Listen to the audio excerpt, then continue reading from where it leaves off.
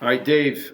So in the huddle today, I'm really excited. It's our first athlete, actor, poker star, personality.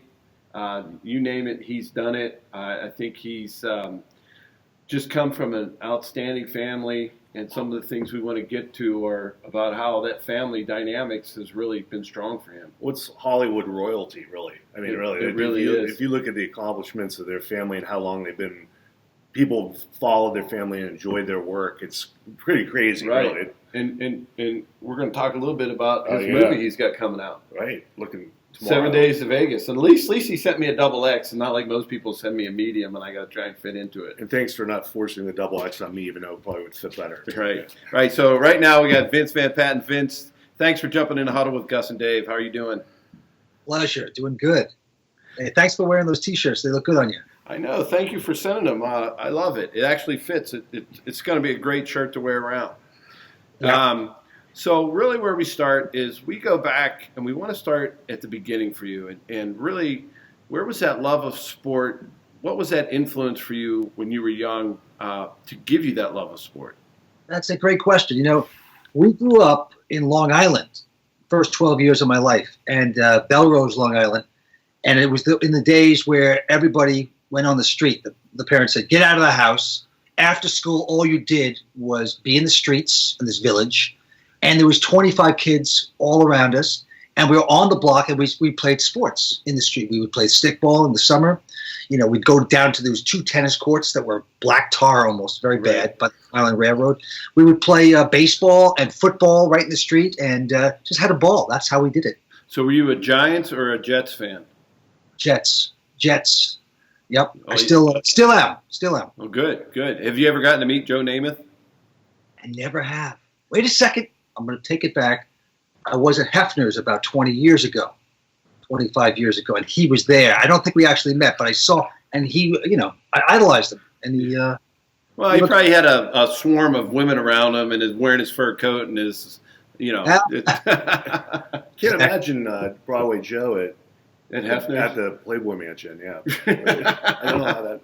Yeah, this was about 25 years ago, and I think he met his wife, his future wife, there, if I'm not mistaken. Right. So when you guys were young, so you said there were a bunch of kids from the neighborhood would just go out in the street. You know, it's crazy. That doesn't happen today, and so many of our guests talk about that. Can you explain about, what you learned from those experiences where there weren't parents out there bugging you, there weren't coaches, there weren't refs. You had to figure everything out for yourself. So true.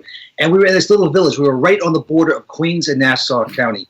And it was, like I said, 20 kids, and we'd have bike races, too. I mean, we were on the streets. There was cars coming, but we'd have bike races, 12 of us, around the block, and everybody was competitive. And I was the youngest. And my brother, Nels Van Patten, was a great athlete, and he was like the king. He was a couple of years older than me. King of the neighborhood, Everybody followed Nels around. Nels, what are you doing? I'm going to climb that tree, he would say. It was, okay, Nels, okay. And I was like the little runt. And Nels was great at football, and he was great at baseball and everything. Great athlete. So I think I grew up in his shadow a little bit and wanted to compete with him. So that was fun. But, yeah, you don't do that. And by the way, in Long Island, back in those days, besides bicycle races and all the fun we had with sports, in the wintertime, when the snow would come down, we did a stupid thing called skitching. I think they outlawed it. It was never legal. But skitching was you'd find an oil truck or any kind of truck, and as juvenile delinquents would jump on the back of it and get in the back and surf it until 2 or 3 blocks down the road. So that was a dumb thing we did. I think that's obsolete now. No one does that. But we were climbing trees. We were on the railroad tracks, the third rail. We were always taking stupid chances, but it was fun. Yeah, and those are kind of situations that you really learn about yourself. And, we had several guests come on and talk about, you get knocked down, you got to get back up. Like there's no coaches running out, no athletic trainer running out. It's just you and your friends, and you didn't want to be the kid that was laying there. So it teaches you a lot about how to, hey, I might get knocked down. It may hurt a little bit or whatever, but it just teaches you so much that I got to keep up with the crowd and the socialization. You can't replace that. And he's the youngest one doing it, too. Right. And when you're the youngest one, you don't want to be left behind. It's so true. And don't forget, coming back from school, guys were always going, "Hey, let's wrestle!" And they throw you down on the grass, and they beat you up and wrestle and hit you a few times. You got tough hanging around these kids. It's really true. And by the way, I started playing tennis when I was about 9 years old. We had these 2 little courts in Bellerose Village. No one played, and it was right next to the fire department. And we started playing in the summers, my brother and I, and finally we had about 8 of us in this Bellerose Village team. And they said, "Okay, this is exciting. You guys are getting pretty good now in tennis. You're going to play the Douglaston Country Club." Douglaston was about 6 miles away. Okay, so we play the Douglaston Country Club, and we thought we were okay in tennis. We come over there with 1 stupid racket each. We go in this club, and it's like all of a sudden, it's the rich kids. It's the kids. They have tennis lessons. We never had lessons or anything like that. We had 8 matches.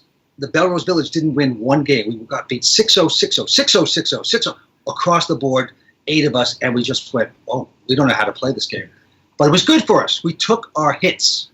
Right. And I think ultimately that helps you later on get that fire and want to be good at something. You know? Well, that's almost that reality versus expectation, right? Your reality was going in, you hadn't really, you played, but you didn't really know. So what were your expectations going in? Was it we were going to win every game, or was it we're going to learn how to do this the proper way and understand a little bit? So a lot of kids are going through that today. I think it's so true. I think sports are great because of that. It teaches you how to take a loss, how to improve if you want to hang in there and get better.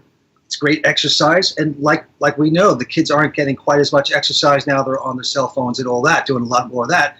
So the world is a different world right now. So I want to ask him about. You got to ask the question. All right, Vince. We ask most of our guests this, and that we're hitting about 900 for. It's an amazing percentage that participate. Amongst all the sports you played in Long Island, was wiffle ball one of those sports? Home run derby. Home run derby. Pitch that wiffle ball, and we had everything set up. If you hit a grounder, you were out. If you hit it past the sidewalk, it was a base hit. And then we had a home run over the trees and all that. Yes, the greatest. It's the greatest game. Stickball, too. Yeah. Fantastic. Pitch into that box and up against a school or something. I love stickball. Yeah, we talk about how, you just put a lawn chair for the catcher, and that's a strike zone as well. So if it hits a strike zone, it's a strike, right? So there's so many great things about wiffle ball, and all of our guests have talked about how much they love playing wiffle ball. Literally, when I said like 95% of them, it's like 95%. Yeah. And if there's not enough players, not enough fielders, sometimes you hit the guy with the ball. If he's running around second, then he's out. If it's like 4-on-4. And you could put good spin on the wiffle ball. Right. But stickball was another great game. Everyone had a stoop back then, and you'd throw the stoop and the cat. It was great. Stickball. Right. Yeah. So you started playing tennis when you were 9, and then did you play any other sports as you went and grew up? Where did you go to high school? Little League at St. Gregory's. I was pretty good, and my brother Nels was the all-star, and did that. And we played football. I never played actually on any team, football, pee-wee and all that. Never did that, but love football. Big idol of yours, big fan. Well, thank you. Still love the NFL and watching football all the time. It's fun to bet on. I mean, now that I'm in fantasy against my family, it's every week I beat somebody, I'm always texting them like, "Yeah, you guys can't keep up with Dad, kicking your butts, all that stuff." So, but it is a lot of fun. So, when did you guys move to California? How old were you? So I was 12, and we moved out to Sherman Oaks in the Valley, San Fernando Valley, and I played more tennis at the public park there, just because the parents would. In the summertime or all year round, they would go there, and they said, "You want to come along?" "Oh, yeah. So my 2 brothers and I would go to the park, and they would just leave you off. And out of boredom, we just kept playing, getting better. And then when I was about 12 and a half, my father said, "There's a junior tennis tournament. It's the Nationals, Southern Cal Sectionals. Do you want to play in it?" I said, "Yes, of course I want to play in it." So I played the Sectionals. First round, same story. I play Walter Redondo, this young kid. He's the first seed, 128 draw. And I lose 6-0, 6-0 to Walter Redondo. He just destroys me. I walked off the court thinking I could play and realizing I was just a hack then. So played junior tournaments. I never really was ranked in Southern California until my last year of 18. So I was ranked maybe 10. So I was a hack. I didn't have lessons. I never got any lessons from tennis. And I just watched the good players play, like Rod Laver when he was playing on TV. And that's how I got better. I would try to emulate their strokes. Right. And was your brother Nels a good tennis player? He was terrific. He was great. He was better than me, but he had a bad temper. So he would lose it. And when something happened out there, and he would throw his racket, he just had a terrible temper. So that really hurt him a lot in his game. He was on the circuit as well. He was on the ATP circuit. I think he got ranked top 300 or something like that. He was McEnroe before McEnroe. He was pre-McEnroe. Yeah, McEnroe probably watched him to say, "Oh, those are things I want to do," so everybody watches me. Bjorn Borg also had a bad temper when he was like 13, 14. You would never think it. He had a terrible temper. He was throwing rackets. And then the coach said, "Look, Bjorn, if you do that again, I'm cutting you off. You're shaming your family, blah, blah, blah." And so from that day on, he learned it. He got it. And then he became this Iceman. And he never had a temper after that. And then he became the great player he is. Well, I remember hearing Borg's resting heart rate it's like 20. What? Yeah. Really? Yeah. Well, if you're playing at tennis, the time, it was unbelievable. Like he was the most physically fit person on earth or something. It was like a 22 in beats per minute. Well, I think there was just a match that went on for like 4.5 hours. Dave, you and I can let alone do anything for 4.5 hours besides playing tennis at the highest level for 4.5 hours, which is incredible. What's the longest match you've ever had? I played a 5-hour at the U.S. Open. I think it was second or third round back in the early 80s. They're tough. And I used to sweat a lot. I'm a sweater, so I sweated all out. And I cramp a lot. So it's awful. Then I lost to Johnny Mack in the third round of the Open 2 years in a row in 82 and 83. I was disappointed. But, yeah, easily 5-hour matches I played.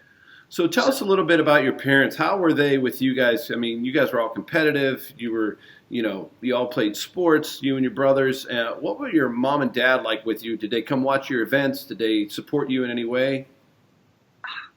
Not really. They'd drop you off at some junior tennis tournament, and then my father would go off to the racetrack. I'll be back in 4 hours, in junior terms. I remember my buddy Darryl Goldman and I at 14 took the bus up to Santa Barbara to this tournament.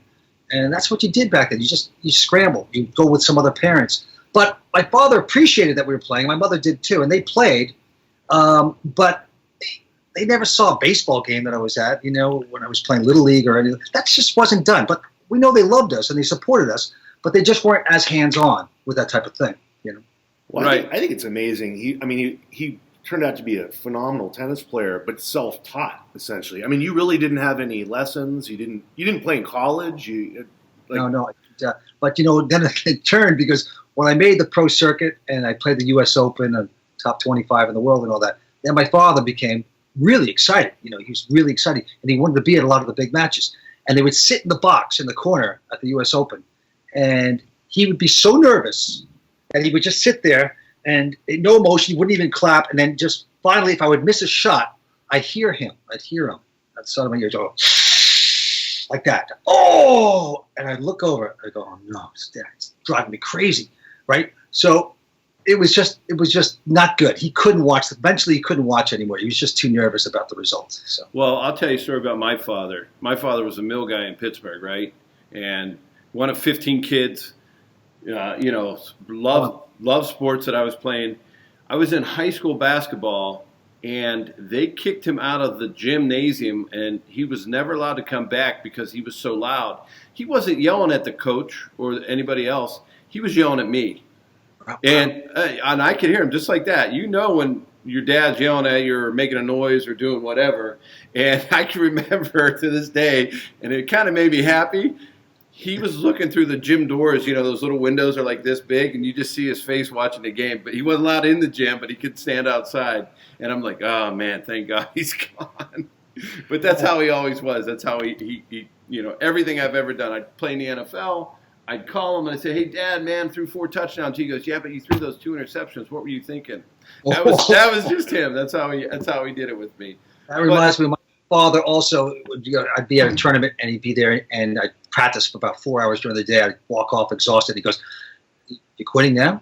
I said, "Yeah, I'm done." He goes, "Go ahead, do that." But I just saw Johan Creek. He's over there still practicing. I don't care about your hand. He tried to get me to pull down a little bit. You didn't realize that, so you do have to pull yourself off. You don't want to overtrain, which I did a lot. Which it hurts when you overtrain. I watched your highlights from when you were in doubles and you guys beat Connor and Everett, and you were intense.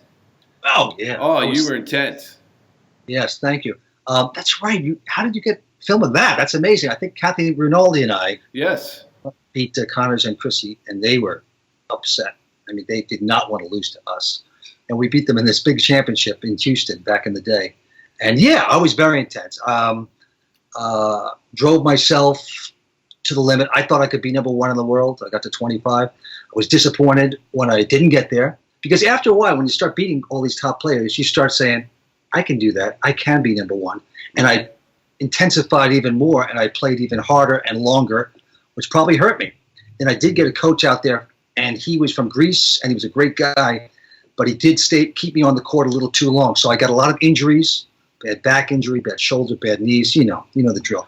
So that just deters you, and then you got to pull back, and I never got to that place. And I actually felt I disappointed myself. It's crazy, because you push yourself, and I said, you think you're a failure at 25 in the world, which is strange. Right. Vince, when you beat McEnroe, that was in singles in Tokyo. Is that right? Yeah. What was he ranked at the time when you beat him? Oh, he was number 1 in the world. He only lost matches the previous year.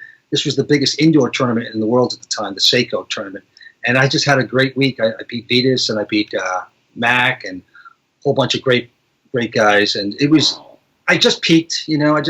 First round, I was up against Jose Luis Clerc, and I was down 2 match points to Jose.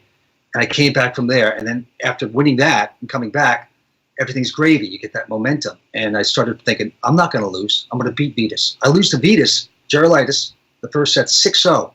6-0 down 6-0, 2-0. I came back, beat him in 3 sets. And so the momentum was happening.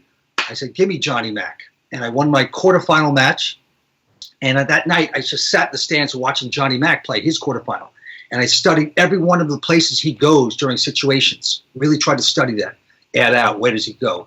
Forehand side. Because you had to guess. His serve was so devastating. You had to guess one side or the other. So I think I really watched, and I learned from that. I tagged him the next day, 7-5, 6-3. And that was probably the highlight of my tennis career. How many swear words did he say in that match? I'm sure you remember a few. He was entertaining. He goes nuts, but he was great for the game. Still is doing a great job as a commentator, I think, and he's fun to play. Do you follow? Do you have a favorite now in tennis that you like to follow and like to watch? I think the U.S. Open was amazing, and Djokovic. I mean, he's like Gumby out there. I can't believe the fitness level they're getting to. They shake it off. Now they do have a whole team now. Back in the '80s, we didn't have teams, more or less. Right. Now they have massage, and they know exactly what to do. So. They do their yoga, they do all of that. But Djokovic and Federer, I mean, and Nadal, I'm just so impressed with their tennis and their sportsmanship. I think they're great sports, which is nice to see. Who's the hardest server you ever had to go against? Yeah, I beat Roscoe Tanner. He had a serve at 140 miles per hour, lefty. And he would toss it up, and he would just hit it. He would toss it and catch it on the rise. So bam! But if you could get the return back, I was in pretty good shape because he didn't have much more. John McEnroe, his serve was so devastating because you couldn't, he would move it around. Being a lefty is a big advantage in tennis when you have that lefty serve. So those are the 2 greatest servers that I played against. Well, you're probably like the NFL, right? So if you talk to players that were in the NFL in the 80s, they're saying, yeah, we did the same thing, but you guys now make way more money. I'm sure it's the same thing in tennis. I think it's 15-fold from what I made. Oh, yeah. It has to be. If an athlete gets through it, the whole world's going after these jobs. You deserve it. And plus, NFL is doing tremendous. So I don't begrudge any athlete what they can make. I think they deserve it. No, I don't either. But, one of the things in the NFL we always talk about, the guys before us are the ones who paved the way.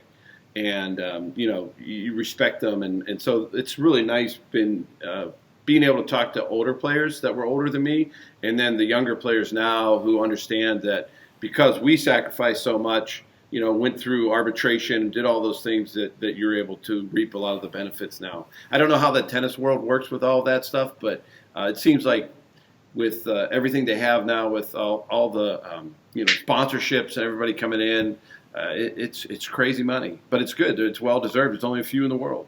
Yeah, listen, I thought with the money I made through tennis, I thought after I retired, like in 88, 89, I said, well, okay, I never have to work again. This is great.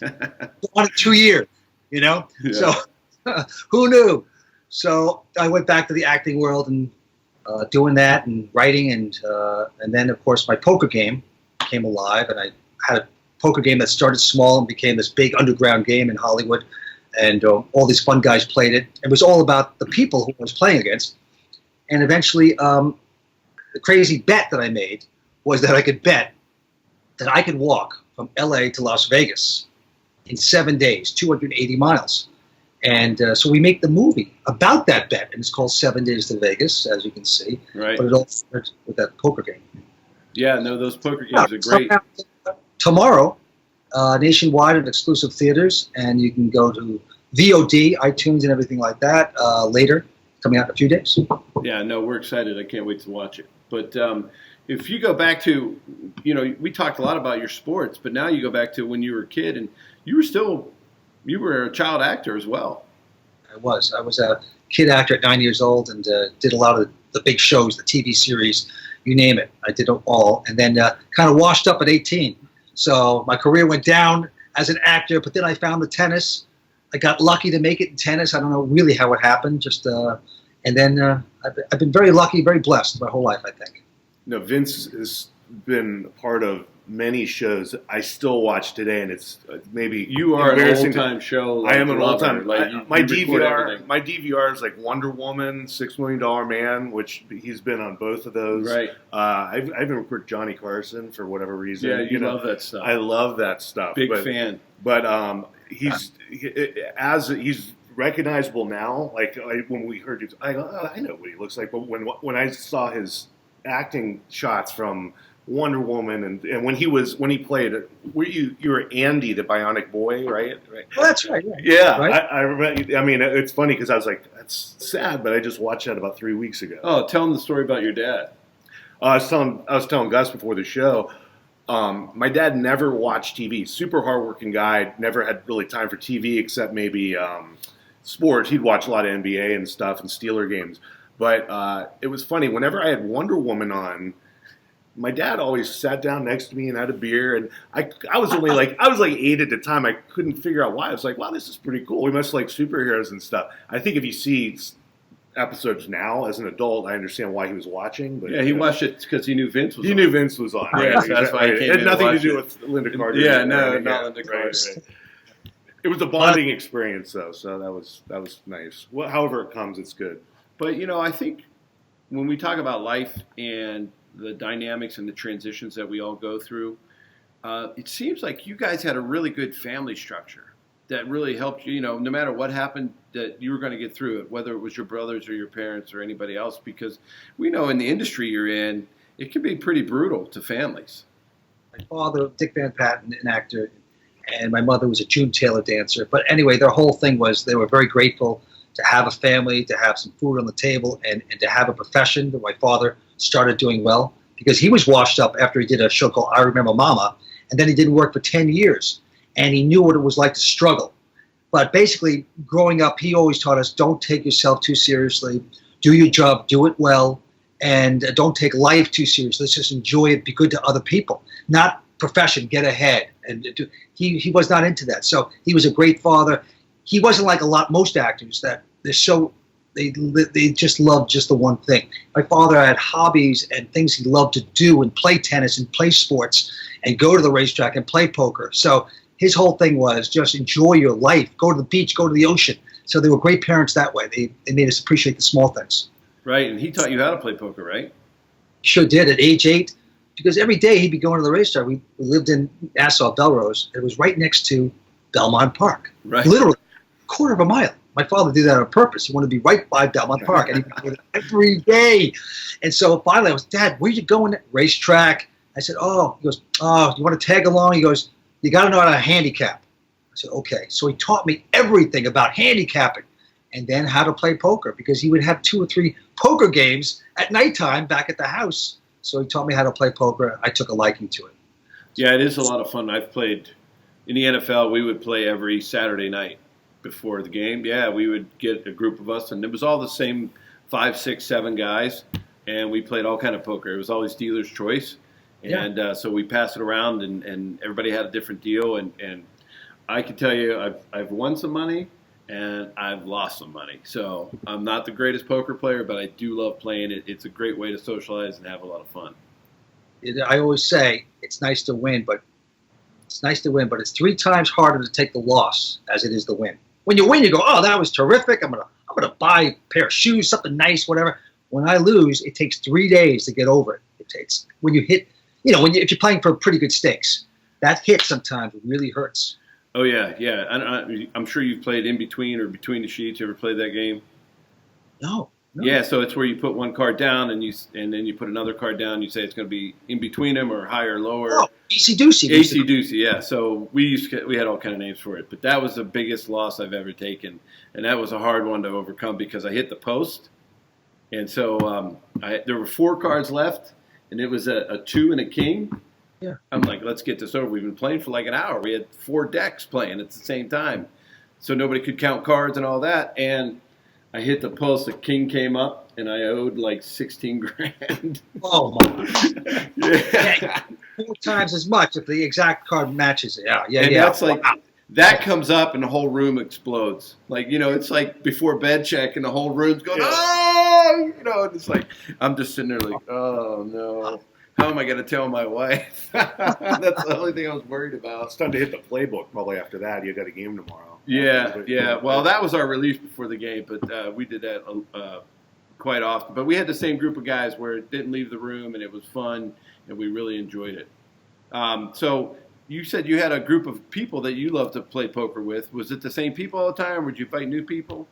Well, when you have a game and you try to keep it going once a week, twice a week, you have to have a rotisserie of about 100 players.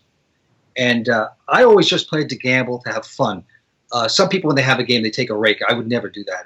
So, but a lot of friends, a lot of people come in and out. And the fun thing about poker can be a social thing. Some people don't quite know what to do with themselves, and you can go to a casino or go to a friend's house and really have a good time. It's a social thing. So even if you lose a little money, it's still beneficial for you, for your life, because it's a nice thing. But over the years, then the game got, it gets bigger, as you know. Games just always get bigger, and then my game got pretty big, and it was tough to take losses. I had to finally quit it about 12 years ago because the ups and downs. Right. It is very emotional. It is very emotional. So you finish your tennis career, and then after your tennis career, what was your next step? Like, you made some money, and you're saying, okay, I'm going to retire. I'm going to move on. What was that next transition like for you? Yeah, I think that first of all, I think I retired when I was about 31 years old, or 32 or 33. I forget exactly. But people, now it's different. But back then, everybody would say, oh, you're 30 years old. You're going to retire? Same question that I guess all you great athletes, all the football players get too. But it's like they force you to retire. And no one told me, hey, you could play till you're 45 years old. No one said, otherwise I might have paced myself. But with injuries and everything, they go, oh, maybe I'm getting old. And you start putting that in your head. And that's why I retired a little earlier. And I realize now, like Agassi played till 40 years old. Djokovic, Federer is now, I think, 38. These guys play a long time now if you keep yourself in shape. But nevertheless, I did retire and then came back into the acting world, got a few gigs, started writing, made a couple small movies, and played a little poker on the side. Then I got the World Poker Tour, the gig as the commentator, 18 seasons ago. So life has been just going well. How did that gig come about? How did you become a commentator? World Poker Tour. First of all, before 2001 and 2002, when you watched poker on TV, when it was on TV, no one cared because you didn't see the cards. So it wasn't until Steve Lipscomb, the creator of the World Poker Tour, came along. He said, I got an idea. If you look at the cards with the camera, people will watch it, right? So he hires Mike Sexton. Mike Sexton, great poker player, helped raise the money, and they were looking for the second sidekick. And no one else was in the game. They knew I was an actor. They knew I had done it once before the World Series. I guess I was the candidate. I get the job. Mike and I look at each other and go, oh, yeah, this is going to be fun, but it'll last 2 shows, whatever. It becomes this phenomenon. It just goes through the roof because people are seeing the cards and they're finally realizing why poker's so interesting, that you don't have to have the best hand. You could bet a lot of money and take the pot. Oh, and that is what's interesting about it, is that the great ones always seem to kind of just work their way through. They don't have to have the best cards, but I don't know what it is about poker. I was terrible at Hold'em. Terrible, because I couldn't read the table. You couldn't? Like, you want to understand, like, people's demeanors and what, because I knew all these guys I was playing with because we would play together all the time. But, it's just like, man, I got good cards. I'm going in, and we're so, like, athletes, we just want to win, right? We just want, hey, I got the best card. I'm going to go throw a touchdown, right? I got, this is the matchup I want. But then inevitably you get beat because, you got 3 aces, but then somebody else pulls a full house and you're SOL. Yeah, to be a good poker player, you have to have a lot of street smarts. You got to be patient, but you got to open up your game at certain times. You have to be a great competitor, because the bottom line is, at the end of the night, you want to walk away with the money, and it's not just, hey, I want to have 5 pots or take it then. So, but now everybody's good because of TV. Everybody's pretty good. Back in the day, when you played in a home game, like you said, guys would be a little more timid. They would make mistakes, so you could take advantage of that. Right. And then the tells are a big part of poker. But now they're all pretty good in these tournaments. They have the sunglasses on and the hoodies. Yeah. So, who's the best poker player in the world right now? That's a great question. It rotates. First of all, Doyle Brunson is the greatest. He's the granddaddy of them all, Babe Ruth of poker. Right. And he's still playing the big game at Bellagio. But they say, Phil Ivey, he's not playing World Poker Tour events as much, but, he's still a great, great player. My buddy Mike Sexton's fantastic. Phil Hellmuth is terrific. It goes on and on. But the funny thing about poker, it's very streaky now for these top guys. They run good for a year. They're the big superstar. Then they don't hear from, for like 3 or 4 years, they'll go take a sabbatical. They just don't have any results because there is a lot of luck involved at that level. So you can disappear in 3 or 4 years, and hopefully your bankroll doesn't go with you. Right. So in all your times of playing, this bet that came up about your movie, like, how was it? So it's a real bet. It's something that really happened to you. That's what I want to get at. And, like, I think it's pretty interesting because I've done stuff like that too. That was the great thing about my home game, was it wasn't about poker. It was about the crazy bets we all made, and we would bet on. I made bets on the tennis court. I'd be in rollerblades and a frying pan, and I would play people. I made a half-court bet with a basketball from half court to throw it in. Now, 10 throws I would get, let's say for $500, right? I bet 7 guys. I made it. I was good at 10. Okay, now 8. Knocked me down to 8. I was good at 8. The number came down to 4. 4. And then I lost everything. I lost it all back because it went down to 4 throws and I couldn't make it. But I was pretty good with the throw from half court. But that was another bet we made. Anyway, we made crazy bets, and the movie 7 Days of Vegas is really about the crazy bets. And the stupidest bet and the craziest bet I ever made was that I could walk from LA to Las Vegas in 7 days for a lot of money. That's 280 miles. Now, a lot of this is fictionalized because it's a movie, so we fictionalize a lot of it, but it is fun. And I describe this as The Hangover meets The Sting. It's the kind of movie you'll go, I want to hang out with these guys. They're a lot of fun, and there's twists and turns, and it's all about cons and hustles. Who else is starring in the movie with you? Okay, my wife, Eileen Davidson, Young and the Restless, Housewives of Beverly Hills. Sure. She's my wife in it. She's fantastic. She's a great actress. My brother, Jimmy Van Patten, plays my brother. Very name dropper in the film. Ross McCall, John O'Hurley, Willie Garson, Chad Lowe, Jennifer Tilly. I mean, it's an ensemble piece. Paul Walter Hauser from I, Tonya, very funny guy. So it's an ensemble piece. It's coming out tomorrow in exclusive theaters and iTunes and VOD, all that, in a few days. Was it a lot of fun? I mean, a lot of it takes place, obviously, walking to Vegas and going through trials and tribulations. Was it a lot of fun making this movie? Yeah, it was a lot of fun because they follow me. The characters follow me in this big black RV. See me fail, basically. And they're all great actors and funny guys. So they were making prop bets inside the RV all day long when they weren't shooting, and pitching cards. And they actually had one guy, can you drive along the desert on top of the RV going 30 miles per hour? Stupid actor did it. He's up there trying to make that bet. I mean, we were making stupid prop bets. So it was fun. It was out in the desert. It was very hot, but we got it done. It's a dream shoot, basically. Really fun. That's what I was going to ask. What time of the year did you shoot it? Because that must be unbelievable. Well, luckily we shot it in April, mid-April. Not too bad. And then we did not reshoots, but added scenes. 5 days in the desert, and we did that in July. Oh, and that's when it gets brutal. You're out in Baker, California, and you see the thermometer say 114. And by the way, one of the things in the movie is I have to make the walk, but I have to wear a suit. A suit. So in the whole movie, I'm wearing this suit. Well, that's just one of the conditions. That's what prop bet crazy gamblers do to each other. Say, okay, you got the bet. I'll bet you this amount, but you got to wear a suit. So you throw in crazy conditions, and they can either say yes, no, or walk away, right? Well, this is in the movie. I have to wear a suit. So very, very hot. No, those are the kind of bets that I've made my whole life. When you get with your buddies and those people, and you're saying, "Oh, I can do this." And I've made a few of those kind of bets. I used to do ones. I didn't have a lot of money to throw around, but if we're playing, like, say, Tecmo Super Bowl, and the loser had to put a mouthful of pennies in their mouth for 5 minutes or whatever, it was like those type of things. Oh yeah, just that's how we get started on all this stuff. Yeah, exactly. Yeah, go ahead. No, I was going to say. So you made other movies as well. The Break, right? Right. Yeah. How was that? Because that was about tennis. Yeah. What was that like, mate? Because you and your family, you've all played tennis. I think, was it your brother that was in it, or helped you write it, or produce it for you? No, I had a different writer. I always like to bring in a partner for a writer. I like to bounce things off a writing partner. Right. And we did that film back in 94, 95, but it's about tennis and a coach. I played the coach and this young kid that's the psychopath, and I sort of try to get him through to the U.S. Open. Martin Sheen was in it, Radon Chong, a nice cast.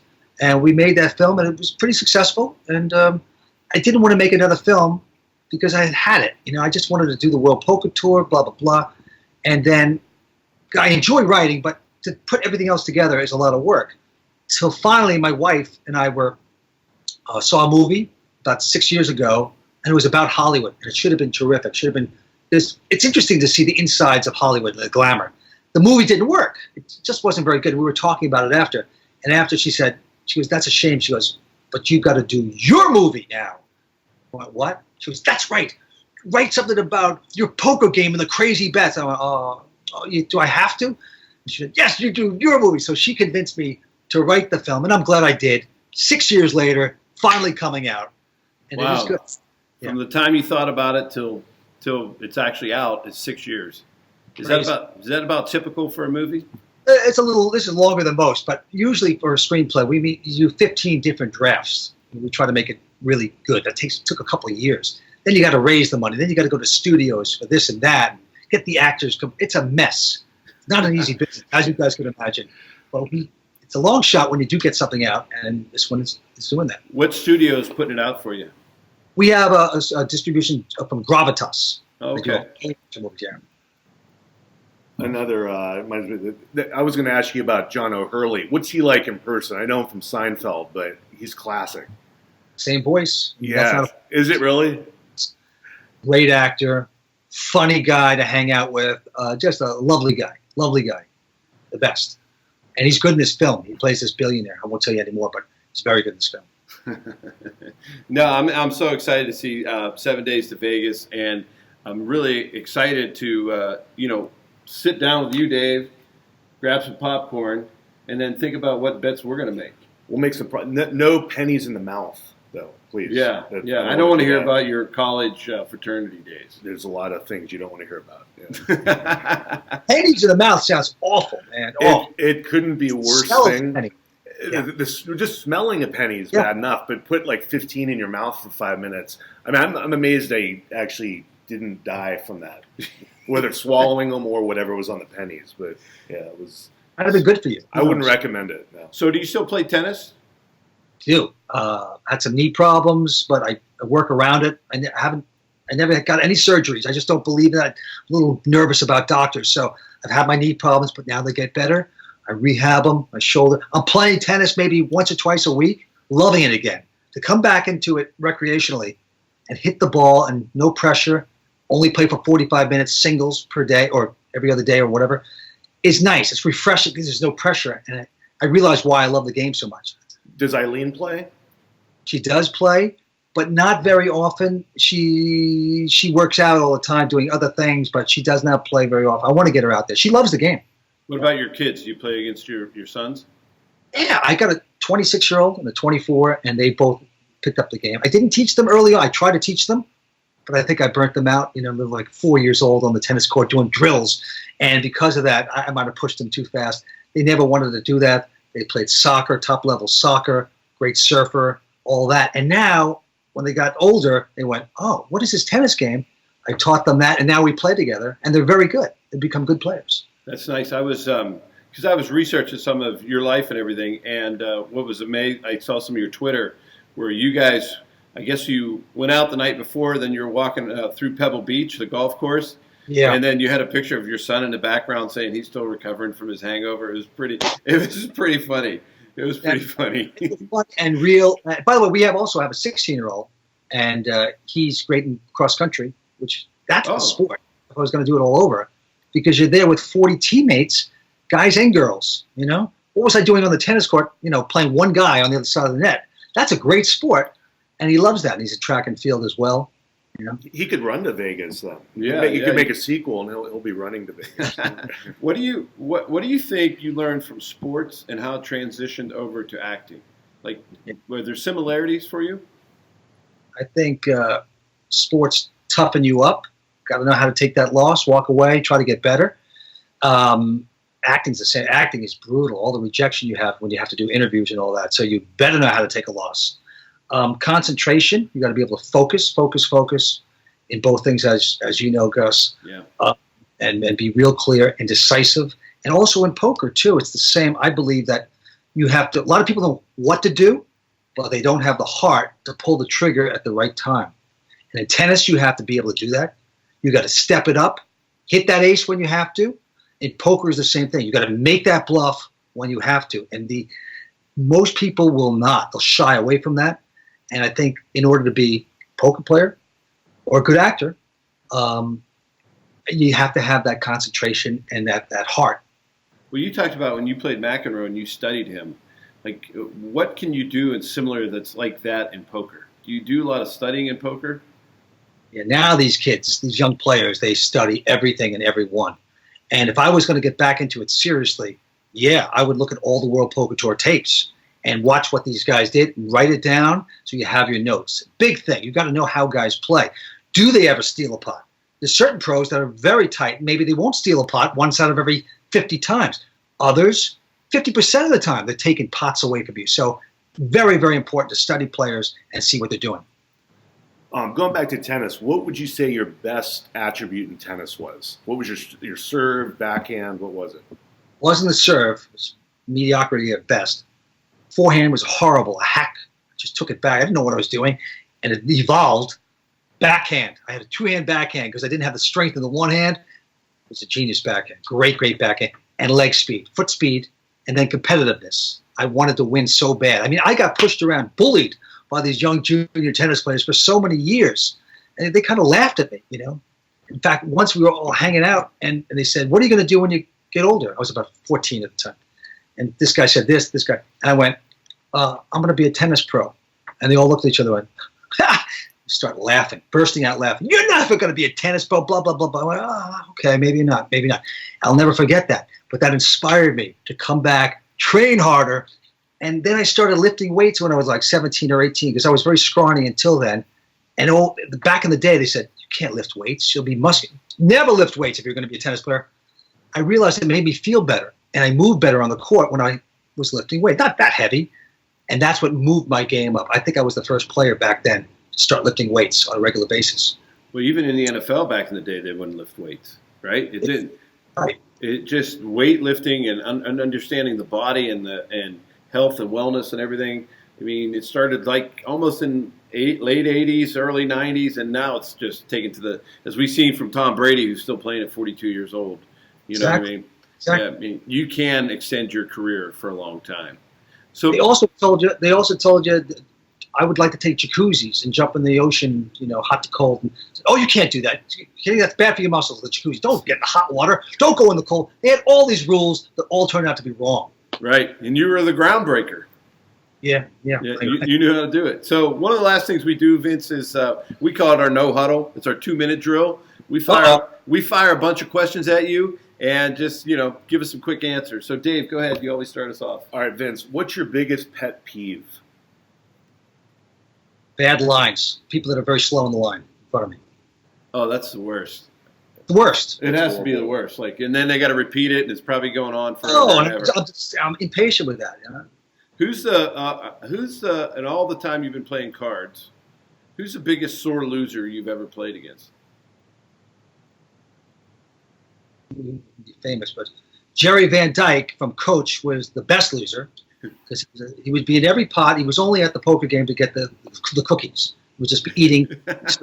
That's the worst. Not a famous person, but he would take pizza boxes at the end and just throw the pizza box at the poker game at people. But he's not famous, so there you go. All right, how about the best? Wait. I'm sorry, Phil Hellmuth. Famous Phil Hellmuth. He's wonderful. He's a bad loser. He's a bad loser. He'll go into the, he's on the ground. He's rolling up. How can that guy have called me? I mean, he's a character. Oh yeah, I've seen that when I've watched the show. Yeah, he's like Bjorn Borg when he was young. You can see he's got that mentality. Who's the best celebrity tennis player out there today? Robert Duvall. Used to be Robert Duvall. Now I don't think he's playing anymore. James Conn wasn't bad. Today, I don't know that they don't play much celebrity tennis anymore. John Lovitz, he plays with my brother. My brother teaches him every day. They work out every day. Very funny on the court. He won't hit the ball to my brother, who's the instructor. He serves, and he looks over at you and goes, "What did you think of that one?" But your brother also famously taught a famous actress, Farrah Fawcett, right? He did. He taught Farrah for years. He's like the teacher to the stars out in L.A. And this your brother Nels? Nels, yeah. Great guy. Great athlete, as you know. If they didn't listen to him, did he get a temper with them and say, "Hey, come on now, you got to focus"? The dude go away, and he goes, "Oh, man, I can't stand that. Why doesn't John Lovitz hit the ball back to me?" I think you could ask just about any 45-year-old male in the world what their dream job is, and half of them would say, be Farrah Fawcett's tennis instructor. Right. That sounds. I never even conceived that in my mind before. But that's something else. Okay, Vince, if you could trade places with anyone in the world for one day, who would that be? Donald Trump? No, don't mean that. I don't mean that. That's a great question. Trade. I'm blank. I don't know. I have enough time. I have enough time to be myself. There you go. I'd pick Vince, actually, if you asked me that. I think after hearing this whole story, yeah. So who's the funniest person you know? Brother Jimmy. Jimmy is truly funny. He could have been a top stand-up comedian, but now he's an actor. He's in 7 Days to Vegas. He plays my brother. And you just hang out with him. He's fun. He's a funny guy. He's the guy that when he comes in the room, everybody's going to laugh for an hour straight. He'll make it a party. He's the greatest, just giving of himself, and everything's glib and everything's fun. He's a great guy. All right, Vince, if you could go back in time and give a young Vince Van Patten 10 seconds of advice, what would that be? Don't get so intense on the tennis court. Just pull back. Pace yourself. Pace yourself in everything in life, because it does come to you. And I learned that in my 30s, after the tennis circuit was over. I learned that. So that's what I would tell myself. But your dad was always trying to teach you that, right? Just take it as it comes, right? But you either have it in you that you drive yourself or you don't, I think. And I drove myself too fast, and I would say slow down. Right. So if we're flipping through your phone right now, who's the most famous person in your phone? Wow. I mean, there's a bunch in there, I think. You would call right now, they'd pick it up, say, "Hey, Vince, what's going on?" Who picks up the phone anymore, right? Or if you text them. John Lovitz? He's not there. Okay. He's good. My wife, Ben Affleck is in there, but we haven't spoken in a long time. But he's a great guy. He's still in the Rolodex. You know, what are you going to do? I didn't want to name drop him. No, we asked that one to every one of our guests because we've had a lot of great people on. So, Dave, one more. Let's see here. Okay, so besides the bet of walking to Vegas, what's the craziest prop bet you've ever been a part of? I used to, well, this isn't that crazy, but I used to make a bet that I could hop over a 10-foot chain link fence on the tennis court in 3 seconds. I was younger. 3 seconds, 1, 2, then you jump down. Wow. No, I'd take that bet. I don't know if that could happen. You're right. It didn't happen very well. Also, I played Bobby Riggs, the great court hustler. I once bet him that I could run around a hotel in less than 60 seconds. And I won that bet, made it 58. Unbeknownst to him, I had timed myself earlier in the day. That's good to know if you can win or lose those bets before you go into them. Exactly. The guy that makes the prop bet is usually going to win it. You know that. Right. Because they already know. Yeah. Never guy usually that comes up with it. No, the chain link one makes me cringe because my buddy did that in high school, but he got caught on the top and he was wearing shorts, and it was a bad scene. Really? So and that was he had to actually get help to be removed down. Not to laugh about it, but it was messy. It was messy. Yes. The thing about chain link fences, though, I used to be good because we grew up in Long Island, the first 12, and you would hop over things all constantly. Chain link fence, hedges, bushes. You'd hop. I was great at hopping over things. That's because when you guys played stickball, you were breaking windows and you had to get away from the people that were running after you. But hey, we really appreciate you joining us in the huddle. One last thing, if you could give us a little shout out from Vince Van Patten and 7 Days to Vegas, and we love wearing our shirts and can't wait to watch a movie. Okay. Yes. Give us a little shout out to Huddle Up would be great. Shout out. Well, how should I say it? Hey, this is Vince Van Patten, 7 Days to Vegas. You know, I really enjoyed my time on Huddle Up. Whatever you want to say about, since you know us a little bit better now after an hour here. Yep. Hey, this is Vince Van Patten with the movie 7 Days to Vegas. Had a great time with Huddle Up. Thanks for having me on. Awesome. Hey, in the next movie, I'll just throw it out there. Maybe a wiffle ball. Could have a wiffle ball movie. Does that sound entertaining? We'll go back to Brooklyn and do it in Brooklyn, in the streets of Brooklyn, and we'll try to get some kids off their phones and off their computers, and let's go out and make a movie about wiffle ball in the streets of Brooklyn. I'll watch it. Yeah, that'd be great. Might be the only one. Everybody over 40, I think, would watch it. Love it. Never been done. Never. See, more groundbreaking. Yeah, that's right. All right, thanks, Vince. Good luck with everything. Good luck with the premiere. Really appreciate it. All right, take care. Bye. Bye.